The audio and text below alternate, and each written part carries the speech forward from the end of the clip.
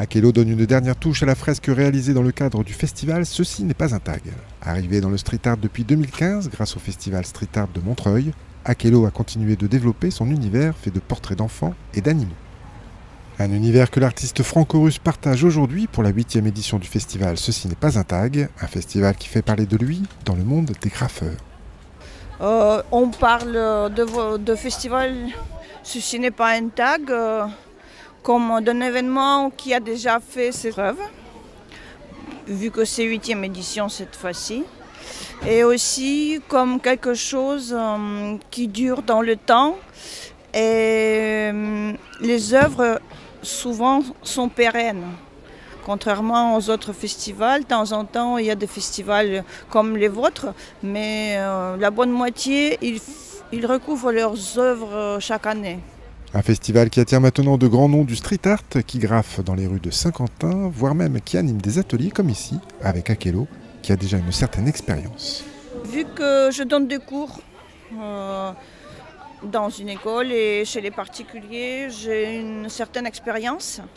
Et là, c'était très intéressant parce que c'était les ateliers qui ont été ouverts aux adultes et aux enfants.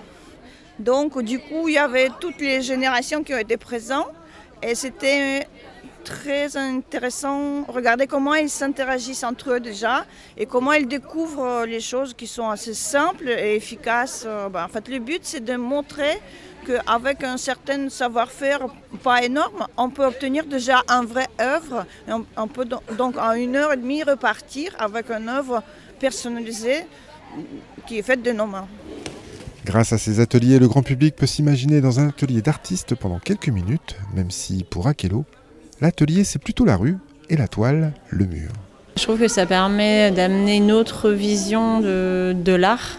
Notamment voilà, pour les enfants, de voir que effectivement, alors ça peut être un graffiti, mais il y a aussi des dessins qui peuvent être une forme d'art. Et je pense que c'est important de le faire. Je trouve que c'est bien voilà, de ne pas forcément avoir l'approche tag égale délinquance. Voilà. C'est juste, mais après, c'est ma vision à moi des choses. Et je trouve que c'est bien de faire des ateliers autour pour que les gens soient voilà, un petit peu sensibilisés. Avec les 16 autres artistes, Akello aura enrichi les murs de Saint-Quentin d'une œuvre originale et peut-être a-t-elle planté en plus une graine d'artiste dans la tête d'un enfant.